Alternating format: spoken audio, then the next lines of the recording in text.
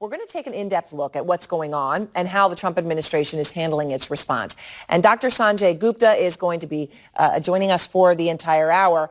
Tonight, Sanjay, we've been dealing with 21 new cases on a cruise ship off the coast of San Francisco, the Grand Princess. And almost all of the cases, 19 of the 21 are crew members, which raises serious questions about how many people they interacted with. All in, though, only 46 people out of the 3,400 people on board have been tested. So the number of positives obviously could go up. And remember, on the last cruise ship with coronavirus, the Diamond Princess, at one time it was the second biggest center of coronavirus outside China. So that went from, one or two cases to eventually ballooning to more than 600 on that cruise ship. And what is truly shocking about the developments on the Grand Princess is that the passengers, crew, and captain were not told by the government about the positive results on board. They found out from watching Vice President Mike Pence on live national television. Here's the captain of the Grand Princess. Vice President Mike Pence announced that 21 people have tested positive for COVID-19.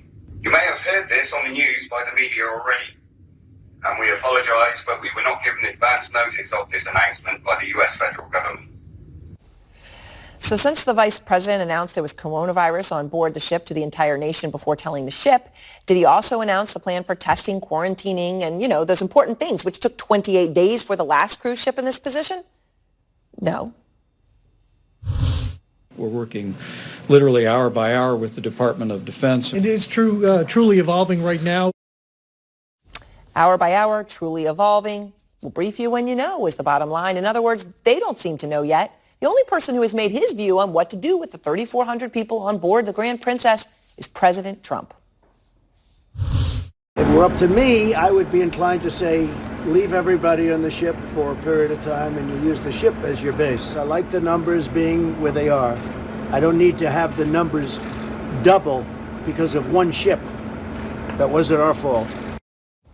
Leave people on the ship because when they come on land, they will count in his mind, in the U.S. count, on his tally, which he doesn't want. That count, though, has been growing throughout the day. 12 hours ago, 230 cases in 20 states, now 304 in 28. Lucy Kafanov is out front in San Francisco. So, Lucy, what are you hearing tonight about the passengers on that cruise ship where you are in San Francisco?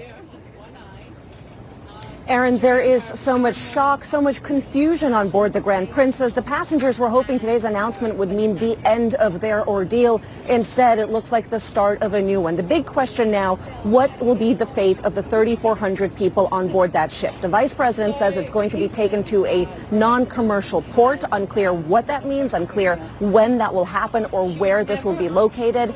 We know that the 1,100 or so members of the crew will not be allowed to disembark. They'll have to stay in quarantine on that ship. Every single other person will get tested. The crew will all get tested as well. And it seems that the passengers may get taken to military bases. But again, it looks like the administration is working on these plans as we speak. We simply don't know where they will be taken to.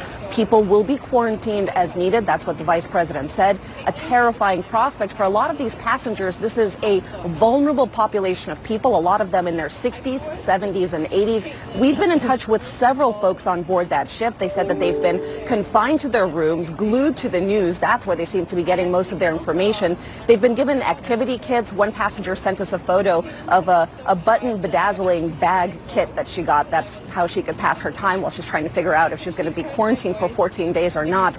Another passenger posting on Facebook earlier, and I quote, "Put all of us at the Trump properties since he doesn't believe there's any serious danger." A bit of levity, perhaps, amidst a lot of confusion. Aaron? All right. Thank you very much. And I want to go out front now.